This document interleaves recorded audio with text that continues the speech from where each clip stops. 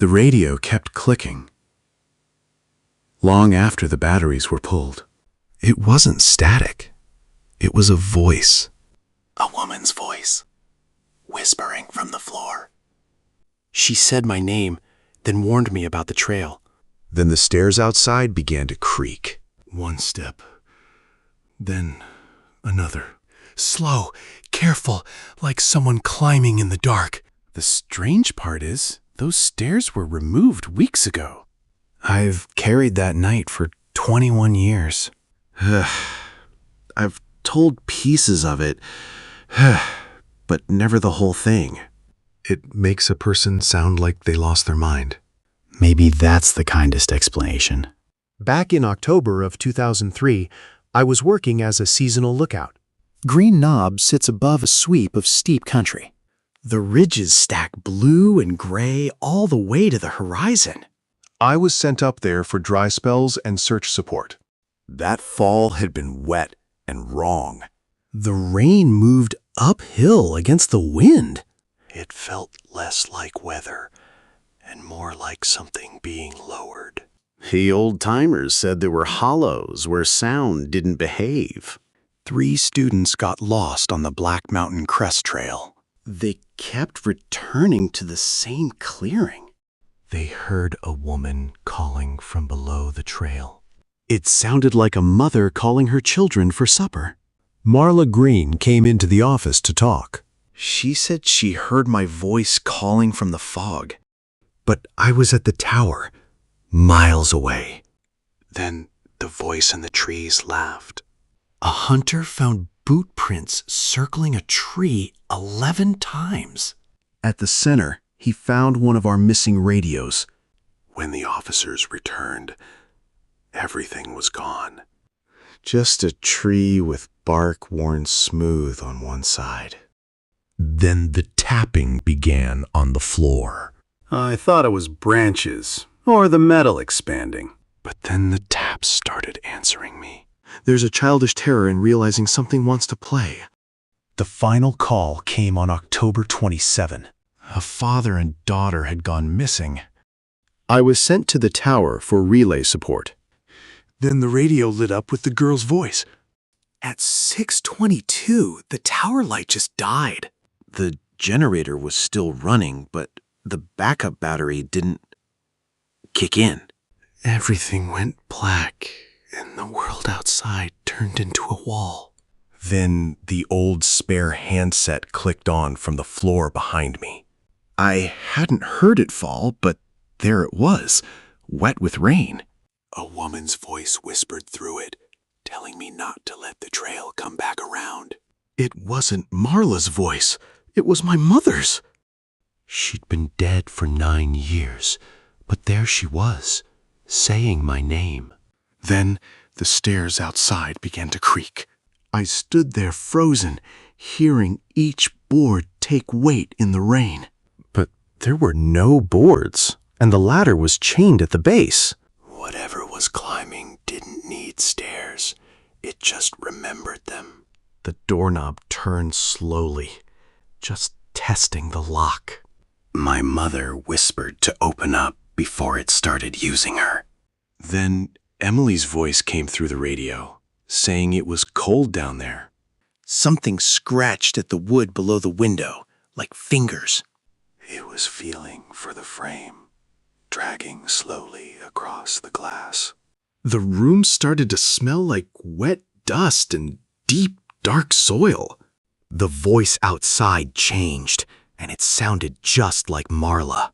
She told me to climb toward the sound of running water. I grabbed the chair and wedged it under the door handle. Something leaned close to the window, fogging up the glass. I didn't see a face, just a dark oval with 2 pale eyes. It tapped on the glass, then started to descend the stairs. The hikers were found alive, but their watches were 6 hours slow. They said a woman with a radio guided them away from the trail. Marla Green was never found, and they just called it a fatal fall. I went back to the tree and found strips of orange tape in the leaves. Each one had a name on it, including Marla's, Emily's, and mine. The handwriting on my strip was my own, but I never wrote it. I resigned before winter, unable to shake the feeling that the woods were still watching me.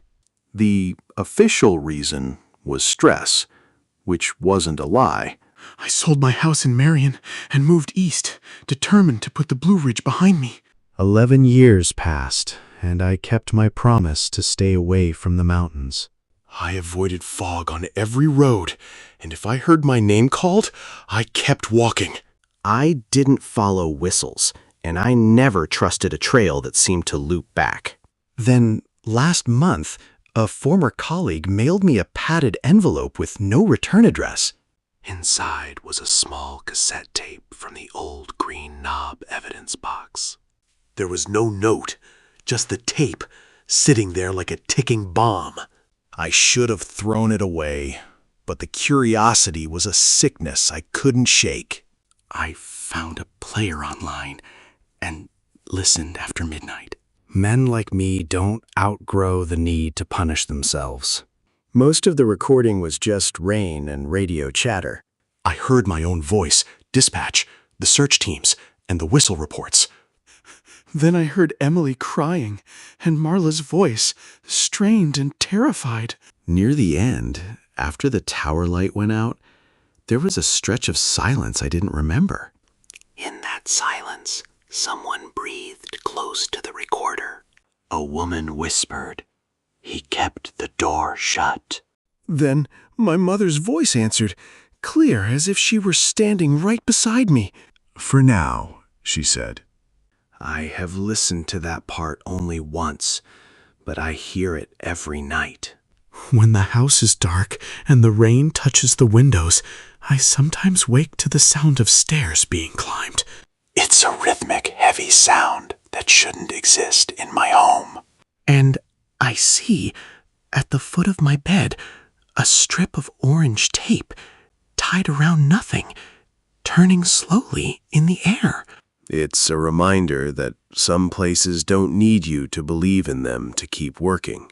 The tape keeps turning, a silent marker in the dark. I close my eyes and wait for the morning, knowing that the mountains are still there. The signal never really ends. The tape keeps spinning in the still air. It defies gravity, just like the memories I can't escape. My sanctuary has been breached by something that shouldn't exist. I reach out, but my hand stops. The air around it is freezing cold. If I touch it, I'm inviting the mountain back in. The tape drops to the floor. The silence is deafening, like deep water. The signal never ended. It just waited for me. I scramble out of bed, heart hammering. I need to get out of this house. I grab my coat, not caring about the time. The rain is falling, tapping against the pavement. It sounds just like the tower floor. My hands are shaking so hard I can barely start the car. I drive without a destination.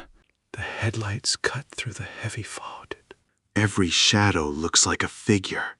I pull over near a familiar stretch of woods. I didn't mean to come here. The forest is waiting, just as it always has. I step out into the biting cold. The silence of the woods is absolute. I hear the sound of water running over rocks.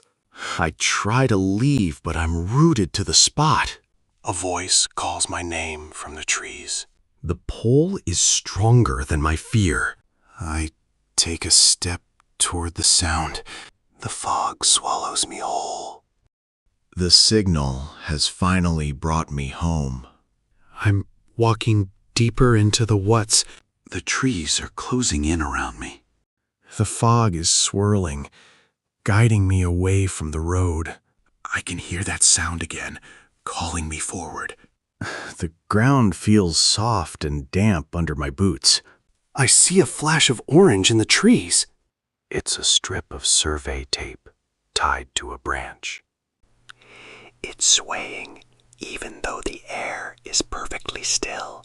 I reach out to touch the tape, but my hand stops midair. I remember Marla's warning about these marks. I pull my hand back, my heart racing. The voice returns, whispering my name. It sounds like my mother, but the tone is wrong. It's too flat and hollow. I turn around, but there's nothing there. Urgent, I start running, my boots splashing through mud. I don't know where I'm going. I just need to get away from that voice. The forest seems to stretch on forever. I trip over a root and fall hard. As I scramble to get up, I see it. It's a tulip poplar with smooth bark.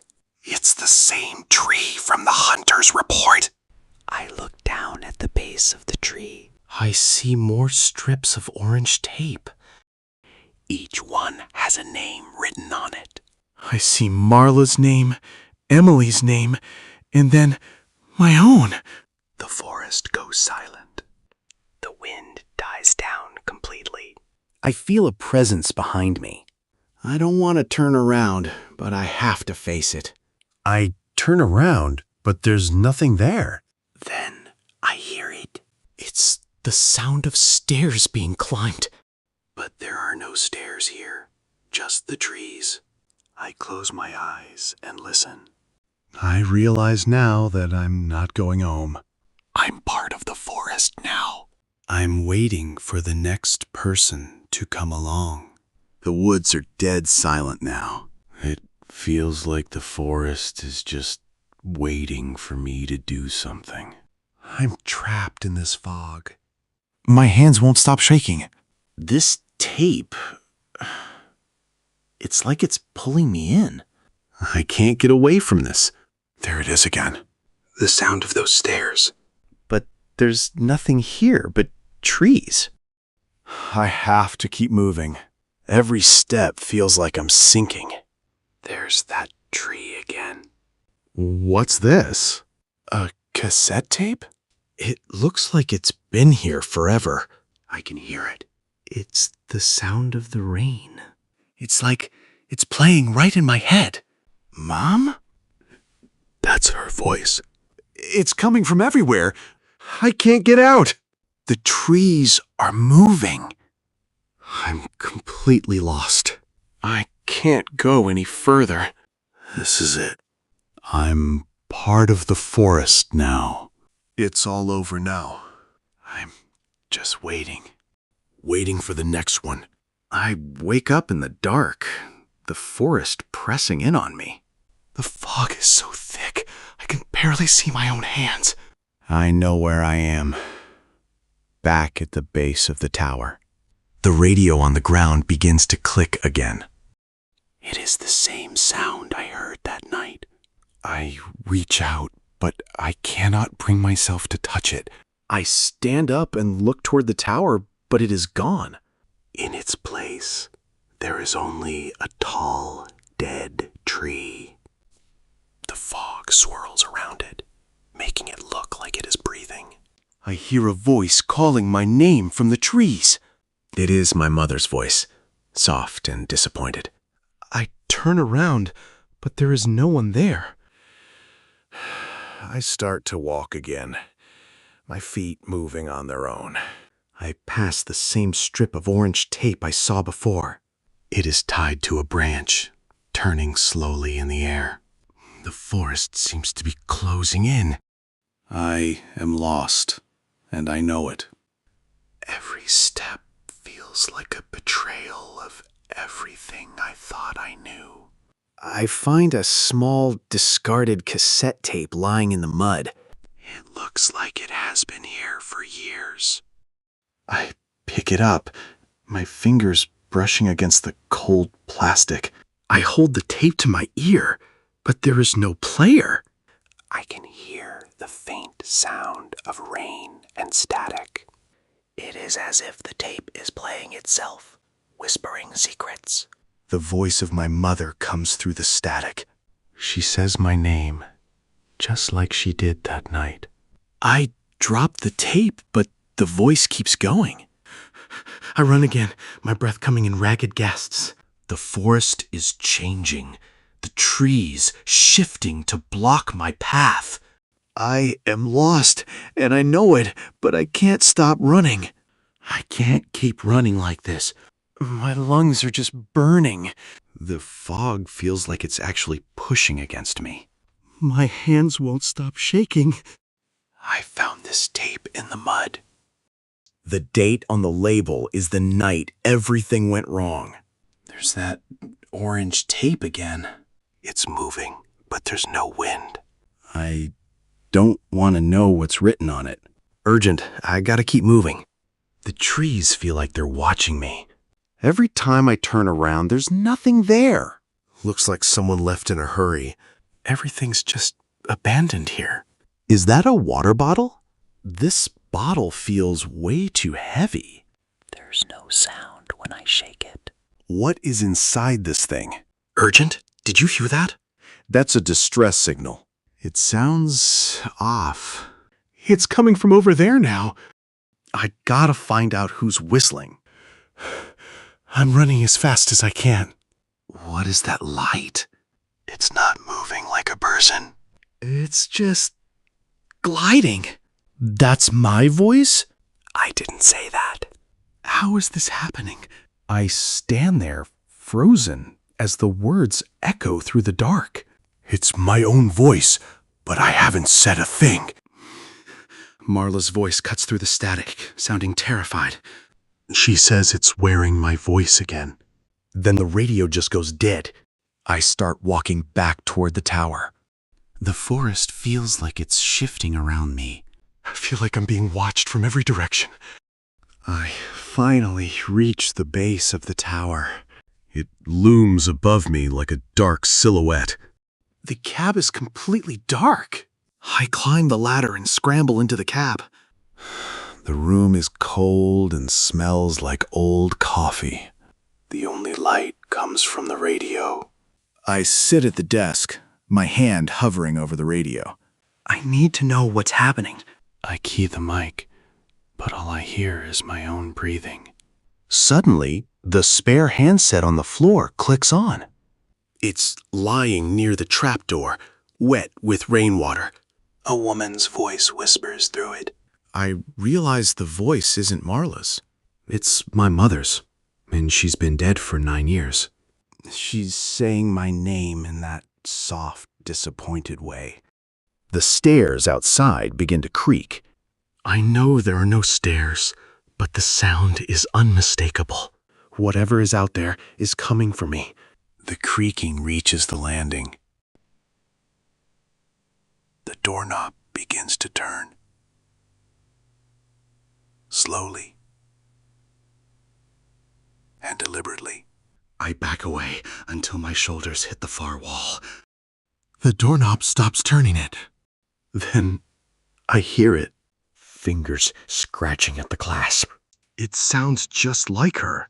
Tired and afraid, I almost reach for the lock. I jam the chair into the handle. The scratching stops. Something is watching from the fob. The radio clicks again. My own voice asks if I'm alone.